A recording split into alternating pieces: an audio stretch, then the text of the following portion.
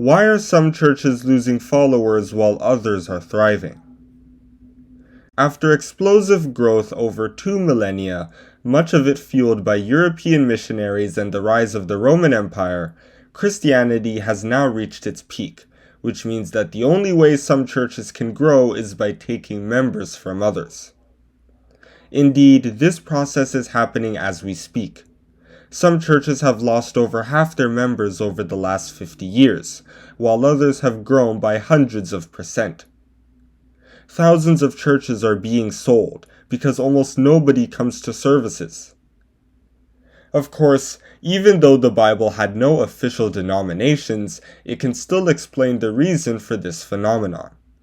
Various religious movements sprung up and died out in ancient Israel, and the reasons for their rise and fall are laid out clearly. One of Judaism's biggest rivals in ancient Israel was the cult of Baal. Baal was known in Israel as far back as the Exodus, according to Numbers chapter 25, and the Hebrews' frequent worship of him in Judges was the cause of several foreign invasions. Many times, the Hebrews would serve both God and Baal, adopting the polytheism of their neighbors. However, in 1 Kings 18, one man, temporarily at least, ended this practice with the help of Jehovah. Elijah gathered Israel and the prophets of Baal and issued a challenge to the latter. Both he and the prophets would offer sacrifices to their gods, and whichever deity burned his sacrifice would be the true God. Naturally, despite the earnest and rather bloody prayers of the 450 prophets, Baal never even sparked a flame, whereas God burned his altar and everything around it even after Elijah soaked it in water. The people immediately switched their allegiance to Jehovah, and Elijah had all the prophets of Baal killed. This incident explains the rise of certain miracle-based churches across the world. People don't want to hear boring judgmental sermons. They want to see paraplegics walk and deaf people hear, and maybe someday get healing themselves. The Israelites in 1 Kings chapter 18 had seen Baal do some of these things before, but the miracle God performed was far more spectacular, so they decided to side with him. Jesus dealt with many of these kinds of people, but he wasn't exactly ecstatic about their enthusiasm because of their motivations for coming. In John he told them, "Verily, verily, I say unto you, ye seek me, not because ye saw the miracles, but because ye did eat of the loaves, and were filled." John chapter 6 verse 26. They weren't interested in the person doing the miracles. They only wanted the benefits of the miracles. The problem with this attitude is that it can easily lead to deception. After all, it isn't just good guys who do miracles. St. Paul warned the Corinthians, "For such are false apostles, deceitful workers, transforming themselves into the apostles of Christ. And no marvel, for Satan himself is transformed into an angel of light." 2 Corinthians chapter 11 verses 13 to 14. In Acts chapter 16 verses 16 to 18, Paul was followed by a girl who was able to read the future. It might have seemed like she was getting visions from God, but Paul knew that a demon was giving her that power, and she was only using it to make her masters rich.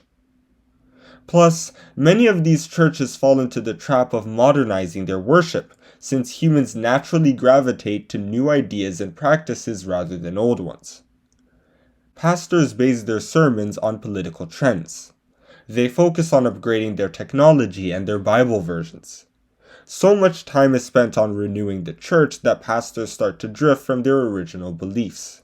This means that, in the end, these modern churches will eventually lose followers too. God spoke directly to them here. "Jerusalem, you are doomed. Why do you dress in scarlet? Why do you put on jewelry and paint your eyes?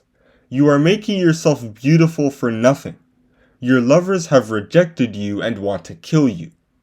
Jeremiah chapter 4 verse 30 according to the Good News Bible.